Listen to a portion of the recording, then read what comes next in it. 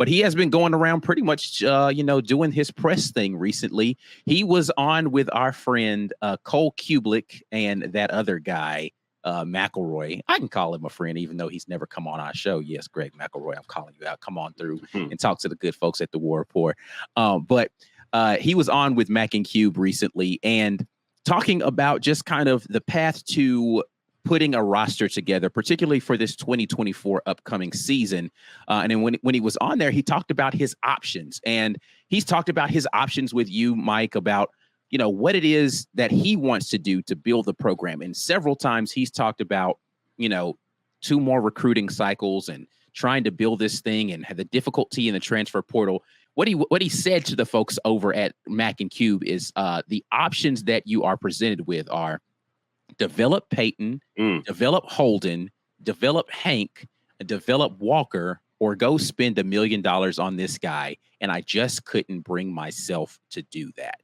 So he specifically is like, hey, man, yeah, I could have gone out there and gotten a transfer portal quarterback. I'd have had to spend $1 million to do it.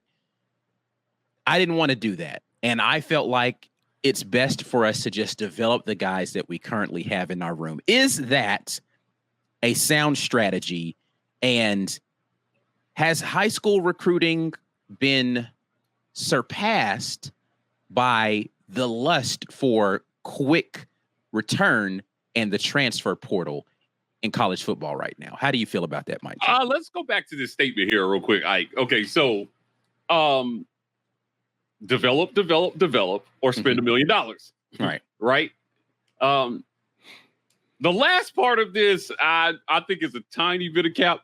I couldn't bring myself to doing that. Yeah, I don't know. I think what he was really trying to say is the way my bank account is set up is we spent X amount on a quarterback already a year ago. So I didn't want to go there this early, but I did have a follow-up question because they were presented with this exact same situation last spring.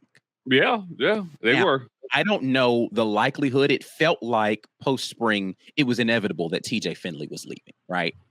But that's the exact same scenario. Develop TJ, develop Robbie, develop Holden, develop Hank, or spend, I don't know if it was $1 million. It definitely wasn't $1 million then. Or spend money to go get a transfer portal quarterback. Do you think Coach Hugh Freeze learned that lesson last year and said, I'm not doing that again? I'm just going to lean into what I've traditionally done, which is figure out a way to, which actually, I mean, if you look at his history, he hasn't really developed a quarterback from high school. Yeah, for sure. Yeah. Oh, I mean, do you think he learned that in this new transfer portal era? Is this a lesson learned, and that's why he has moved in this direction? I think 2 things can be true here. It can be both a lesson learned, and it can be like, I don't really have that as an option this year. Right. I think both those things are true. He learned his lesson, sure. And I think that's why he's been beating the give me time drum, because it takes years to develop some of these kids directly out of high school. It takes years to do it. So you're going to have some guys who will be instant impact players like Cam Coleman. Instant impact QBs in the SEC are rare. It's hard to get a guy to come straight from high school and play like a veteran and be effective and win you football games and say, hey, go win me the game. Right. So last season, if they felt like they had that on the roster, they would not have gone out and gotten Payton Thorne. Yeah. They didn't feel like they had that on the roster, so they went out and got Payton Thorne. This year, to your point about lessons learned, talent development is not an exact science. Evaluation is not an exact science. Right. So, yes, you can have a guy who you believe in, but will it translate to this league and the schedule and what you need him to do with the roster that you have? That's the part that's always iffy. Right. So do I just roll the dice? And it feels like to me, again, what he's been trying to tell everybody is, I think he thinks Payton Thorne is who he is. So what I need to do to get the best Payton Thorne is improve all the pieces around him, improve the O-line, improve the receivers, improve the play calling, and get to the other side of 2024. so that the quarterback that I have with the higher ceiling has a chance to take us to the next level, but we've already improved the pieces for that guy. So he's stepping in to a more developed situation than Peyton stepped into. Okay. Right? On the front end of your tenure, taking over a program to turn it around, this is a challenge I think that every coach faces. What do I do with the current roster? Who do I continue to invest in? Who do I tell to walk? Right. Now, with the portal, though, it's kind of changed that whole who do I continue to invest in conversation, because you have more opportunities to go out and get guys that wouldn't otherwise have been in the transfer portal or looking to transfer. This is the new college football that I think that a lot of people are having trouble adapting to, Isaac. So, how did Auburn do? I mean, like I said, I just think when you look at that statement there, there's a lot to that. And a lot of it is, not only did we learn our lesson, but we don't have a choice here. We can't go out and spend another X amount. You're going to have to spend probably double or triple what you spend on Peyton Thorne. Yeah. Right. And that also does not encompass the promises and commitments you made to guys to get them to come to your program. Right? Like, you told Walker White something that made him feel comfortable about that he would be the heir apparent of Auburn. If you go out and you're constantly getting another guy in the portal in his position, you're not going to be able to keep selling him that. I think Hugh Freeze knows that. There's a couple of things that I want to highlight from what you're talking about right there. One is, yes, it's not an unlimited piggy bank that you can just, turn over and dump, and change continues to flow out of it like some people want to assume that it is. And you've allocated a lot of those resources elsewhere to do what you just said, which is develop the things around the quarterback so that you don't have to go spend a bunch of money on the quarterback, right? So you've spent a lot of those resources in other places. But here's the question that I want to ask you, Mike, about the quarterback situation as it moves forward, because Peyton Thorne's not going to be here next year. Do you think that Coach Hugh Freeze is convinced today that he has his quarterback of the future on this roster? Or are we going to be right back here in this same place asking the question, do we run with one of those guys or go out here and get somebody from the transfer portal? And I know I'm asking you to look into the mind of Coach Hugh Freeze here. Yeah. I'm thinking in my mind right now, based on conversations that we've had with him directly, I think you're right back here next year. Hear me out. Because none of these guys, if Peyton Thorne plays well enough, will play any snaps this year. Yeah. Other than like garbage time against some scrubs, right? So you're going to be, if Peyton Thorne pans out the way that you hope that he does, plays well enough to get you 7-8 wins, whatever that may be, above the mark of mediocrity that people, want to attribute Auburn to potentially, then you're going to be back here with 3 guys that have very little snaps, really 2, because Holden Gerner's 1 foot out of the door at this point in time, right? Right. So 2 guys and a freshman are what your quarterback room is going to be looking like. Unless you pull the plug on Peyton early enough in the season that Hank can prove that he can be the guy moving forward. And to me, that's a precarious situation for Walker White, because Hank has a lot of eligibility left. And, this is the new college football, right? Everybody who's running a program has to deal with this. This is why you hope that one of your young guys is clearly the leader, because, if look at Georgia, for example. Carson Beck took over, right? And Brock Vandergrift is out of there. I think he went to Kentucky, right? Right. You've got Gunnar Stockton sitting on the bench, and then you had Jaden Rashada, right? Like, just transfer in there. But everybody understands they're going to sit behind Carson Beck. Correct. Because you have a guy who you developed in your system that took over when it was his time. So I think the question is there an heir apparent after this year? Right. Yeah. One of these guys going to be ready. That will clearly be ready to take over the job and that you will ride with. Because once you have that guy and he's going to play 2, maybe 3 years, it makes the pipeline of bringing guys in easier to predict and easier to sell. And part of this is like no player wants to sit behind a player they feel like they're clearly better than. Correct. That's the hardest part. So, Ewers played well enough for Sarkisian to convince Arch Manning to wait. Yeah. But Malik Murphy got up out of there. Yeah, right. Correct.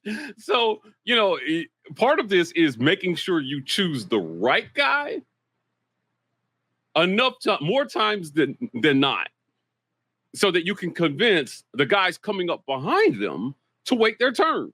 Right. That's what's so hard about this, I think, if you're Hugh Freeze. Yeah. Right. I don't know how you begin to have this type of conversation with guys and figure out how to keep people happy in this climate. Yeah. It feels like there's a lot on Walker White right now. There's only one QB.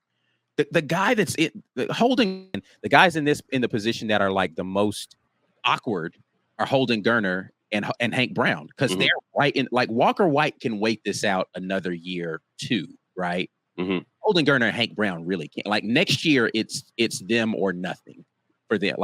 And again, I think Holden Geriner, he's already pretty much in his mind, he's like started marking out where he wants to leave, and he's got his bags packed. He's just kind of waiting on the opportunity to finish.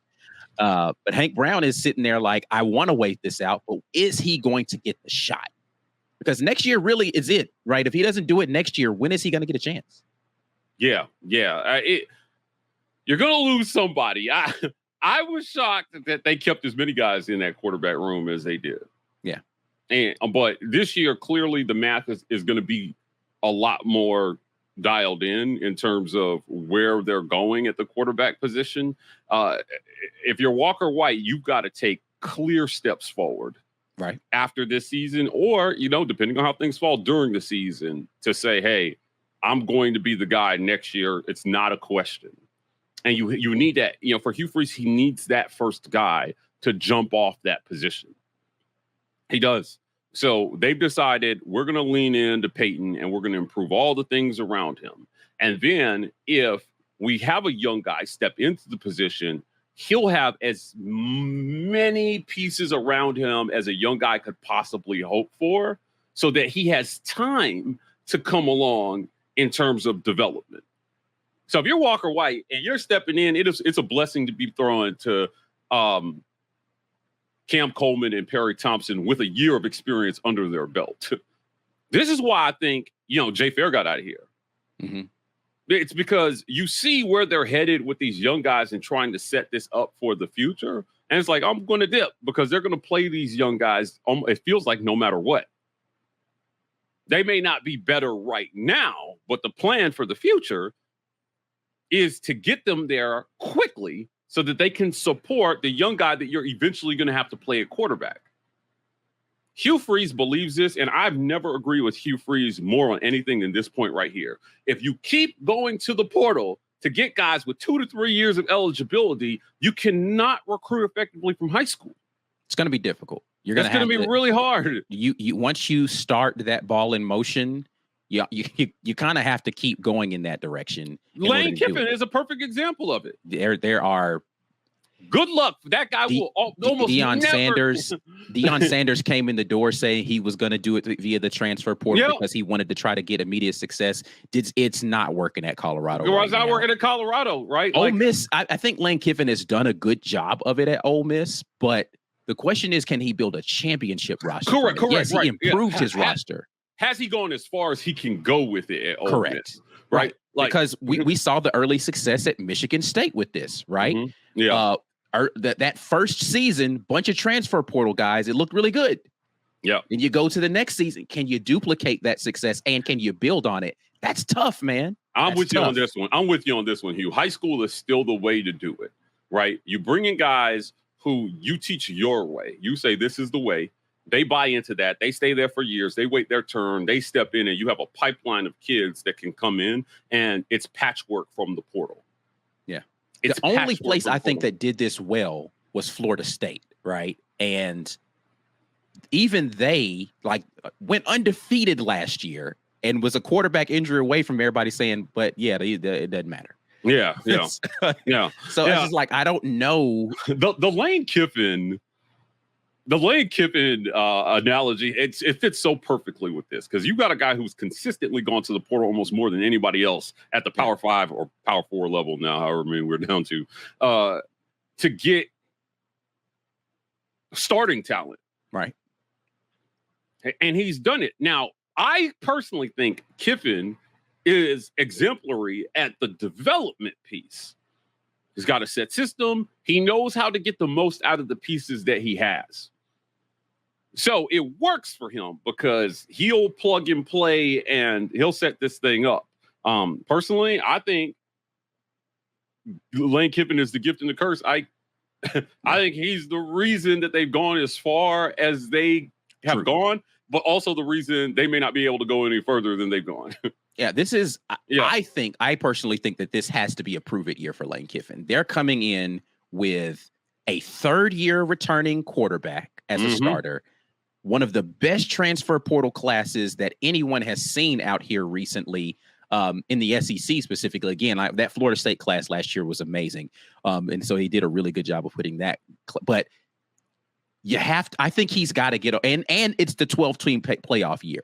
He's got to get it done this season. Yeah. And by get it done, to me, I'm like, you have to make a 12-team playoff. If he doesn't make a 12-team playoff, 100% has to make the playoff. Absolutely, a season is a failure for him. And I think you have to win at least one game in that playoff with Lane Kiffin this season. I don't think just making it for him is going to be enough. Now, I'm not saying they're going to fire him at Ole Miss. Don't. I think he's going to prove that maybe his ceiling is just, okay, I can get you a top 15 team. Maybe a top 10 team. I don't know that Lane Kiffin has proven he can build a championship roster yet. Is the season a failure if they don't make the playoff? I mean, again, for that class, I would say yes. Yeah, yes. If definitely. I were an Ole Miss fan looking at Lane Kiffin in this progression of where he is as how many years he's been coaching and having a third-year starter, them not making the 12-team playoff, I think, is a disastrous season. Yeah, it would be. Now, they would have made a 12-team playoff last year, no doubt. Mm-hmm. Ole Miss is in a 12-team playoff last year. But coming back to our point here is that he's done it with a high percentage of portal kids. Right. And Lane Kiffin is the outlier, though, in this conversation, Ike, when you talk about doing it from the portal. Now, where does that leave Hugh Freeze? Because he does not believe that's the way to sustain it, and the evidence suggests that Hugh Freeze is absolutely right. Show me the program right now over the last 4 or 5 years that has gone to the portal consistently for a majority of their starting talent and is in the conversation for national titles. Right. It's all the same programs at the top, man. It's the Alabamas. It's the Georgias. Right. It's the Florida States. It's all the people who have had strong high school recruiting for the last, 10 years. Right. 10 to 15 years that are still at the top of this conversation. Right. So, and I think that, like you said correctly, Coach Hugh Freeze knows, okay, I can make adjustments here and there with the portal, but my baseline has to be the high school. Correct. Okay. So let's say, with this receiver class that they brought in, Cam and Perry and Bryce and Malcolm Simmons are clearly dudes. Right. Right. But you don't have a quarterback. Your offensive line looks good, but for whatever reason, a quarterback didn't stand out this season, and you're not sure. Now you can go to the portal and say, we're one quarterback away from being, a playoff powerhouse. And you can attract a top portal QB. Now, I think it was me and you that talked about this, about players, especially quarterbacks, going when they transfer, even before the portal, when it was just JUCO transfers, to the program that has the most pieces in place. Right. That's why Cam chose Auburn, because he saw an extremely senior-laden offensive line. Mm-hmm. And subsequently, the year after, it's why Auburn couldn't get Russell Wilson, because it was down to Auburn and Wisconsin, and he went to the program with the extremely senior-laden offensive line. Right. So, because of the way the game has evolved, now you might want to go to places with the most solid skill positions. I'm going to go someplace where they've got Cam Coleman's and Perry Thompson's and guys that I can throw to. Because if I believe in myself, I'm going to break records with those guys. And it gives you more options if you're Hugh Freeze to not have to go out and get a super game breaker, right? Somebody who can just get the ball to those guys and you can still find success. And then to close the gap between you and the rest of college football, you have to outcoach everybody else. Right. This is where I think Ole Miss has hit their ceiling with Lane Kiffin. Can Lane Kiffin outcoach the top 3 to 4% of college football? Yeah. He hasn't proven that he can do it yet. Yeah. Every time he runs up against one of those coaches, he blows it. His losses to last year were Missouri and Alabama. Right. Two teams that finished in the top 10 of the AP standings last year. I think this will be Eli Drinkowitz's charge as well, too. They're trying desperately to improve their high school recruiting. Right. Our guy over at Dog Dispatch, John Smith, talked about, hey, Missouri is over-focusing on skill positions, right, and going to the portal and getting all these guys, but they will never catch up until they improve in the trenches. Because what's going to happen is it's going to look pretty until you run into the Georgia, no pun intended, it's got dogs down there. Right. So, can a program be in a place where you have a strong high school recruiting base, but you're plugging the gaps with kids from the portal for positions that just happen to not work out? Right. And then you just keep it pushing. That's the correct way to use the portal, if you ask me. And the advent of the portal gives coaches in that position more options to choose from. To say, hey, I need a QB. There are going to be more QBs in the portal because it's harder to keep a good QB who's talented, but you want to wait on your roster if I have an opportunity for them to play now. Yeah. That's it. For full episodes, make sure you head over to the War Report's YouTube channel and check out the Weekend Tailgate. Every Sunday, we're going live. Join us on the live stream at 1 p.m. Central Standard Time. Until the next time, War Eagle.